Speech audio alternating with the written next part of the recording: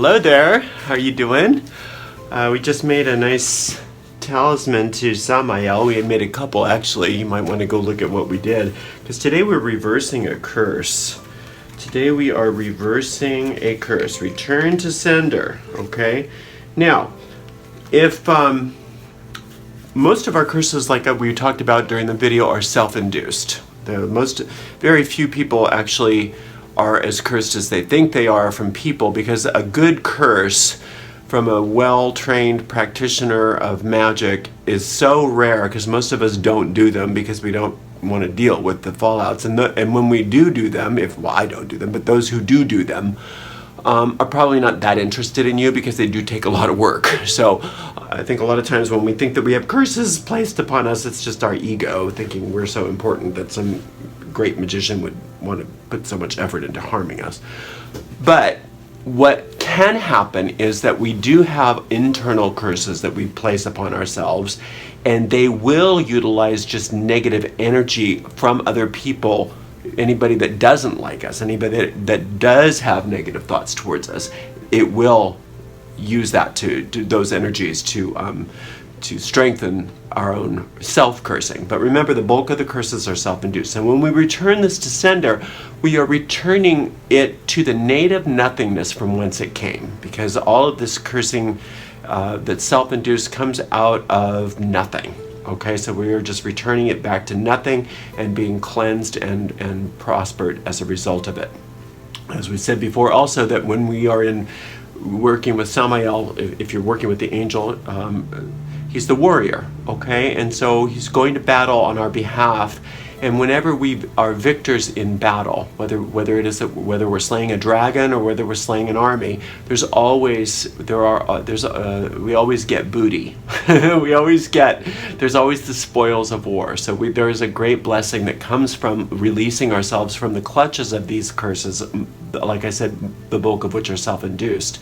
So the dragon's always guarding a treasure, and an army always gets the spoils of war, and that's what we get to have as well. All right, so this is Psalm 94, and this is to return a curse, whether it's self-induced or placed upon us. And if it's placed upon us, unfortunately, that person will probably get it back on them. But like I said, most of this is self-induced, and we are returning it back into its native nothingness. We do not wish harm on anyone. We instead ask to be relieved of harm that is placed on us. There's a very big difference. Here we go, Psalm 94. O Lord God, to whom vengeance belongeth, O God, to whom vengeance belongeth, show thyself. Lift up thyself, thou judge of the earth, render a reward to the proud. Lord, how long shall the wicked triumph? How long shall they utter and speak hard things, and all the workers of iniquity boast themselves? They break in pieces thy people, O Lord, and afflict thine heritage. They slay the widow and the stranger, and murder the fatherless. Yet they say, the Lord shall not see, neither shall the God of Jacob regard it. Understand, ye brutish among the people, and ye fools, when will ye be wise? He that planted the ear, shall he not hear? He that formed the eye, shall he not see? He that chastiseth the heathen, shall he not correct? He that teacheth man knowledge, shall he not know? The Lord knoweth the thoughts of man, that are vanity. Blessed is the man whom thou chastenest, O Lord, and teachest him out of thy law, that thou mayest give him rest from the days of adversity, until the pit be digged for the wicked. For the Lord will not cast off his people, neither will he forsake his inheritance. But judgment shall return unto the righteous, and the upright in heart shall follow it. Who will rise up for me against the evildoers, or who will stand up for me against the workers of iniquity?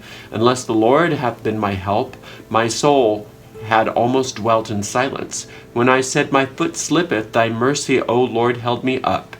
In the multitude of my thoughts within me, thy comforts delighted my soul. Shall the throne of iniquity have fellowship with thee, which frameth mischief by a law? They gather themselves together against the soul of the righteous and condemn the innocent blood. But the Lord is my defense, and my God is the rock of my refuge, and he shall bring upon them their own iniquity, and shall cut them off in their own wickedness. Yea, the Lord our God shall cut them off. All right, so now we go back through and we plant these seeds, and we want these seeds to be deeply planted in our mind so that not only is this reversed, but it will never have to come to this again, because these seeds will be planted so that our defenses are always strong against our own evil thoughts as well as the thoughts of others. Okay, so Lord God, to whom vengeance belongeth, O God, to whom vengeance belongeth, show thyself. So the psalmist repeats himself twice to be very, very clear that it is not up to us to avenge ourselves. It is the Lord who avenges us. Who is the Lord? The Lord is perfect love, the life principle, perfect truth, perfect justice, perfect knowledge, perfect wisdom. All right? So God knows how to avenge. We do not. We are not allowed to understand vengeance, because that is beyond our ken. Lift up thyself, thou judge of the earth. Render a reward to the proud. Okay, so now the reward to the proud, first of all, we want our own pride to be rewarded. We want our own inner workers of iniquity to be dealt with by God. We recognize that they are not a part of who we truly are, and we are willing to relinquish them and allow God to take care of this for us. Lord, how long shall the wicked triumph? You know how long things have been going on that you don't like in your life. These little issues that you can't seem to get past, all these things that just seem like, oh, this again. How long are these wicked going to triumph? Well, as long as you hang on to them, and as long as you decide that they are really who you are. Now we are actually doing something about it. We are going to God and saying, remove this from us. Remove this from us. Reverse this for us. How long shall they utter and speak hard things, and all the workers of iniquity boast themselves? Okay, here we go. How long shall they utter and speak hard things, and all the workers of iniquity boast themselves? Well, how many times do you boast about your problems? You know, oh, I always get the blah, blah, blah, blah, blah. Oh, there it comes again, blah, blah, blah, blah, blah, blah, blah. Stop boasting about your problem. They break in pieces thy people, O Lord, and afflict thine heritage. So your evil thought forms are keeping you away from your divine heritage. All of the good that is waiting for you is kept in trust for you until you are able to break free from these evil thought forms, which most of which, or all of which, are of your own making, oftentimes.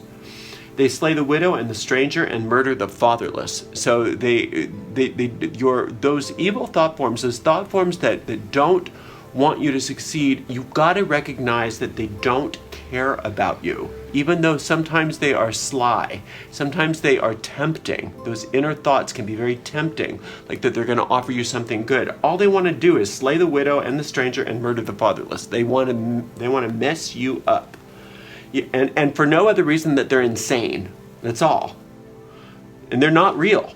That's the big joke. That's a big tragic cosmic joke. Yet they say, the Lord shall not see, neither shall the God of Jacob regard it. How many times is that true? We're like, nobody's watching. Nobody knows. I can do this. Nobody knows. Be careful of that. God sees everything. God knows everything. And that's good news. It's good news that God knows everything, because then you don't have to worry about keeping the lie up for God, because God doesn't. God knows. So you want God to be where vengeance belongs and take care of all of that for you. You don't have to worry about that. Don't try to hide it from God.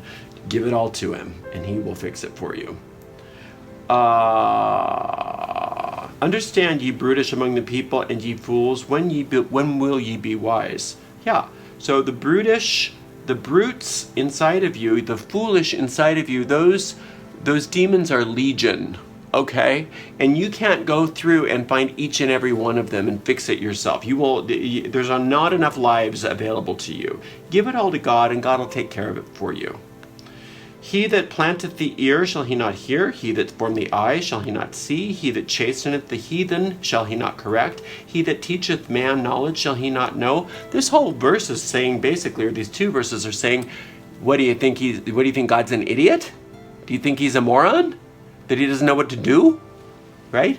So don't try to do God's job for him. God's going to handle a vengeance. God will take care of all of that for you.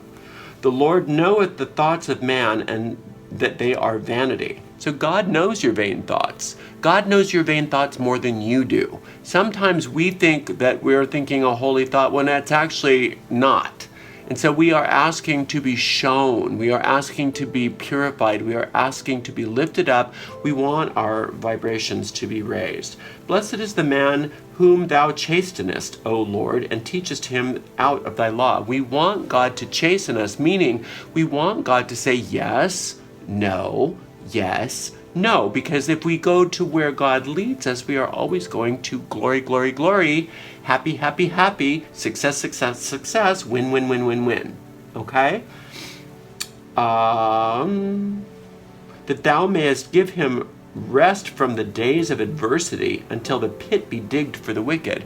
So all of your negative thought forms, all of those evil, vengeful thought forms, whether they be self-induced or placed upon you, and I say all, if not most if not all of those thoughts are your own, will be cast into their native nothingness. They are nothing. Remember what A Course in Miracles says at the beginning. The Course can be summed up with these words: nothing real can be threatened, nothing unreal exists, herein lies the peace of God. So all of the stuff that the pit will be digged for simply represents the native nothingness to which all of these evil thought forms go, because in ultimate reality, they don't exist, just like darkness doesn't exist, and that's seen once the light is turned on.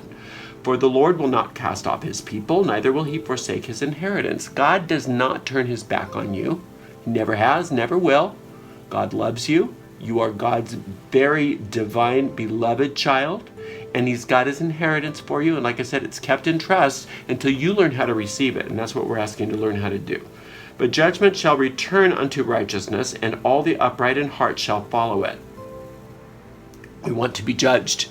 We want to be judged because ultimately God judges you as being fabulous, and everything that's not fabulous, God knows how to remove for you if we don't keep it, if we don't hoard our evil thought forms. Who will rise up for me against the evildoers? Or who will stand up for me against the workers of iniquity? Who will? You know who will. God will. And in this case, God's angel, Samael, if you're working angel magic. Unless the Lord has been my help, my soul had almost dwelt in silence. So without God, your soul dwells in silence, meaning without God, there's no one to teach you. There's no one to guide you. There's nothing. So this idea that you can be separate from God is the beginning of all problems. It's the beginning of all of why we are asking for this reversal. Okay, this idea that you can be separate from God. Turn your face to God. Remember God. Remember your source. Remember that there's one source, one substance, one power, and it's unchallengeable. And with God, all things, literally all things are possible. When I said, my foot slippeth, thy mercy, O Lord, held me up. Well, of course it did. But you have to come. You have to say, my foot slippeth, to God. God does not come in unbidden, neither do his angels, because they do not attack and they do not invade. In the multitude of my thoughts within me, thy comforts delight my soul. Okay, so like I said, the multitude of your thoughts, most of them are the legion of evil thoughts, but God's comforts will delight your soul, even in the midst of that. Not only that, but he'll burn away all those other thoughts. Shall the throne of iniquity have fellowship with thee, which frameth mischief by a law? Okay, so the throne of iniquity will not have fellowship with God, and will not frame mischief. God will not stand for mischief. God will not abide mischief. God will not support mischief. God will not support all of this nonsense that's keeping you from your good. And now, luckily, we know that, and we are grateful for that, and we are giving all of this inner mischief to God so that all of our outer conditions will reflect that. They gather themselves together against the soul of the righteous and condemn the innocent blood. So all of your inner workers of iniquity gather themselves together against righteousness, against your soul, and condemn that which is innocent. Their main goal, your ego's main goal, is to make you think you're guilty. But you can never make yourself guilty, no matter how hard you try, but you can believe you are. And now we're asking for all of this to be lifted from us and reversed and cast into the native nothingness. But the Lord is my defense, and my God is the rock of my refuge. Ha, there we go. God is your defense, and God sent his angel, his defending, avenging angel, to work on your behalf. And as long as you have a sincere heart and you are sincerely trying to work on yourself and better yourself, they're going to not only match your commitment, but they're going to outshine anything that you thought possible. And he shall bring upon them their own iniquity, and shall cut them off in their own wickedness. Yes, yea, the Lord our God shall cut them off. All of those negative thought forms, all of those workers of iniquity, will self-destruct. Evil destroys itself.